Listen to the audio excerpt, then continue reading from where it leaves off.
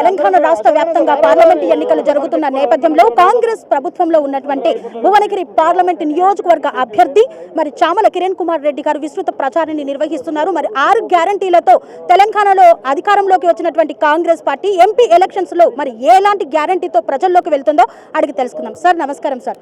Bhuvanagiri parliament నియోజకవర్గ అభ్యర్థిగా మీరు పోటీ చేస్తున్నారు. అధికారంలోకి 6 గ్యారంటీలను ప్రజల వద్దకు చేరుస్తూ వచ్చారు. మరి ఎంపీ ఎలక్షన్స్ లో ఎలాంటి గ్యారంటీలను ఇస్తున్నారు సార్ ప్రజలకి? మొన్ననే మీరు తుక్కుగూడ సభలో రాహుల్ గాంధీ గారు 5 అంశాల మీద ఆయన మాట్లాడడం జరిగింది. భారతదేశంలో ఈరోజు ముఖ్య అంశం ఒకటి చెప్తున్నా, అన్ని గ్యారంటీల కంటే ముఖ్యమైన గ్యారంటీ మన బతుకు, మన ప్రజాస్వామ్యాన్ని మనం కాపాడాల్సిన అవసరం ఉంది. మనం అన్నతమ్ములుగా స్వతంత్రం వచ్చిన తర్వాత హిందూ, సిక్, ముస్లిం అన్ని కులాల వారు అన్నతమ్ములుగా బతికి ఈ రాష్ట్రం మంచి చెడు ఏదైనా కలిసి ఉండేవాళ్ళం.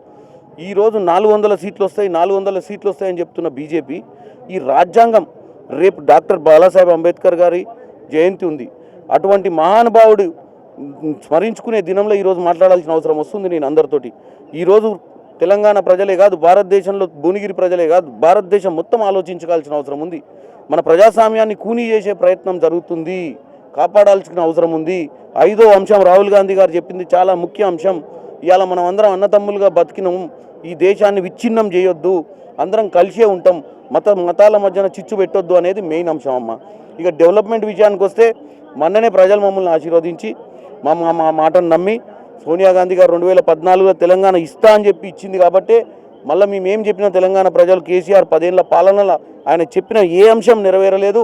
ఆయన ఇచ్చిన మేనిఫెస్టోలు 14-18 మేనిఫెస్టోలు కూడా ఇంప్లిమెంట్ కాలేదు. కాబట్టి ఆయన తరిమి పంపించారు. ఈరోజు కూడా మోడీ ఏమైనా కులం మతం పేరు మీద రాజకీయం చేస్తుండు తప్ప ఆర్థిక పరిస్థితి లేనిది, ప్రజల పరిస్థితి లేనిది, ఖర్చు లేనిది ఏది ఆలోచిస్తలేడు. అసలు సామాన్యుల బతుకులు ఎట్లున్నాయి ఇవి ఏం లేదు.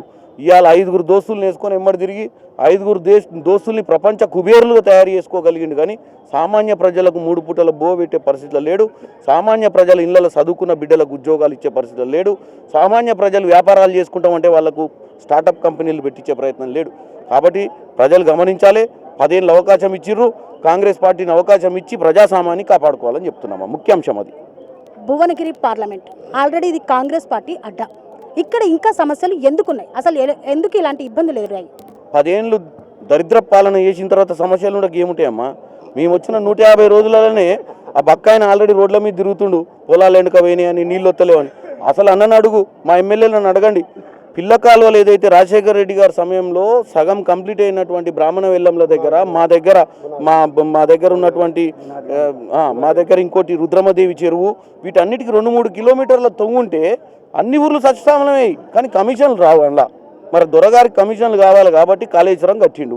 అవి కూడా కట్టిండు 1,50,000 కోట్లు తలిగేసిండు. కాంట్రాక్టర్ల కంటే ఎక్కువ ఈయనే తెలివికల్లోడు, ఇంజనీర్ల కంటే ఈయనే తెలివికల్లోడు అని ఆ డిజైన్లు కూడా దరిద్రమైన డిజైన్లు కమిషన్లకు అకృతిలో పడి చేసి ప్రజల సొమ్ము ఆగం చేసిండు.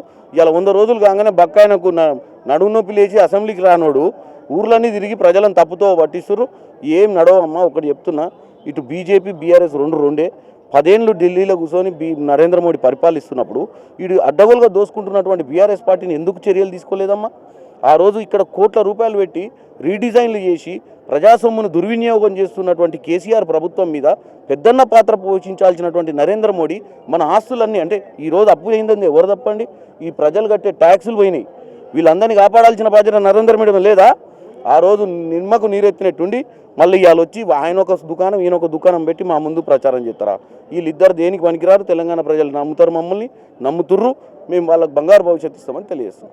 భువనగిరి పార్లమెంటులో ప్రధానంగా మీరు గుర్తించిన సమస్యలు ఏంటి? ఈ సమస్యలు నేను పరిష్కరిస్తానని ప్రజలకు చెప్తున్న వాగ్దానాలు ఏంటి? ప్రధాన సమస్యలు ఒకటే అమ్మా, నిరుద్యోగం అనేది ప్రధాన సమస్య. సరే, ఇన్ఫ్రాస్ట్రక్చర్ అనేది ఇప్పుడిప్పుడే మా ప్రభుత్వం వచ్చింది. మా బీర్లైన వాళ్ళందరూ కూడా మా రోడ్డు భవనాల శాఖ మంత్రి రోడ్లు అన్నిటినీ వీళ్ళు నిర్మించే ప్రయత్నం చేస్తున్నారు. మాకు 150 రోజులలో చాలా చేసేవాళ్ళు. కానీ మేము ఎప్పుడైతే ప్రభుత్వంలోకి వచ్చి మొదటి రోజు సెక్రటేరియట్ భవనం పోయేసరికి కోట్ల రూపాయల కుంభకోణం మేము ఊహించలేదు.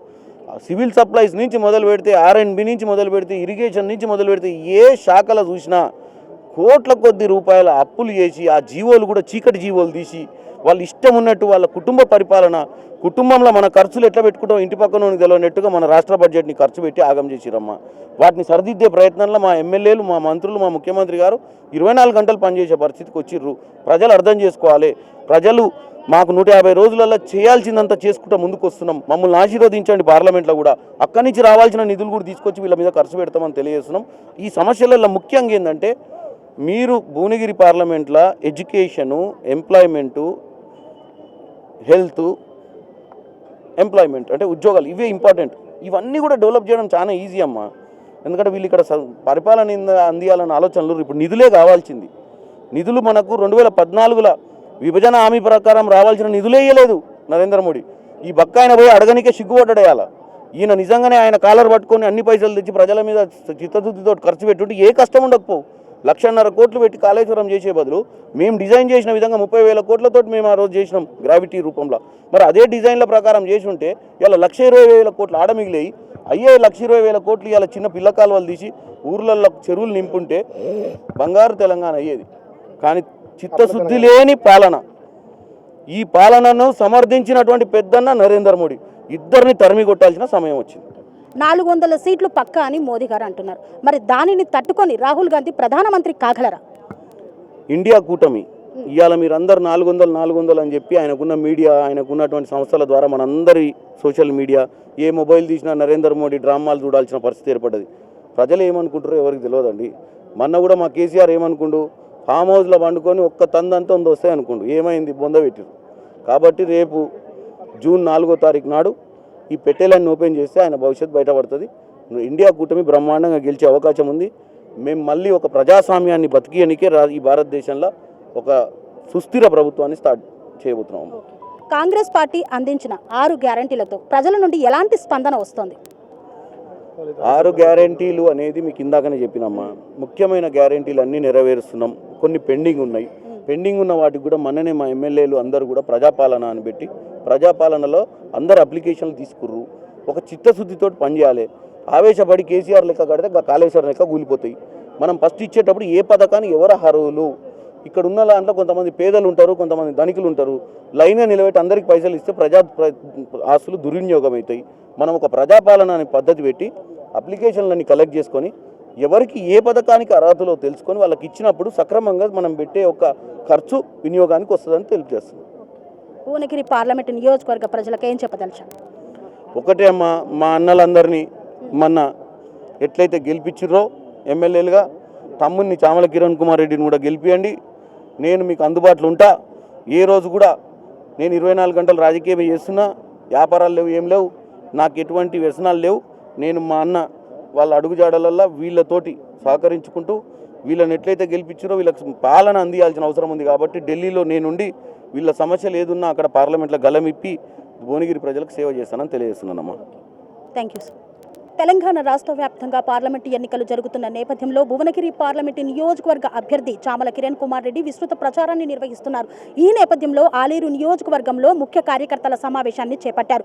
ఈ నేపథ్యంలో వారు మాట్లాడుతూ ఆలేరు నియోజకవర్గంలో ఏ విధంగా అయితే భారీ మెజార్టీతో విజయం సాధించామో అలాగే భువనగిరి పార్లమెంటు నియోజకవర్గంలో కూడా కాంగ్రెస్ పార్టీ అభ్యర్థి విజయం సాధిస్తామని ధీమా వ్యక్తం చేస్తున్నారు. మరి ప్రజా నిర్ణయం ఏ విధంగా ఉందో వేచి చూడాలి.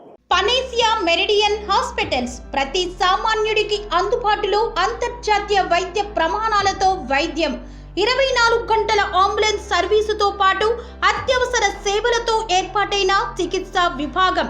మా దగ్గర గుండె సంబంధిత, మూత్రపిండ, కాలేయ, కంటి జబ్బులకు, మోకాళ్ల శస్త్ర చికిత్సతో పాటు కోవిడ్-19, బ్లాక్ ఫంగస్ వంటి వైరస్లకు, అన్ని రకాల ఆరోగ్య సమస్యలకు నమ్మకమైన అత్యాధునిక వైద్య చికిత్సను అందిస్తున్న హాస్పిటల్ పనేసియా మెరిడియన్ హాస్పిటల్స్. మీ ఆరోగ్య సమస్య ఏదైనా ఇప్పుడు పరిష్కారం సాధ్యం. సంపూర్ణ ఆరోగ్యం కోసం సంప్రదించండి పనేసియా మెరిడియన్ హాస్పిటల్స్.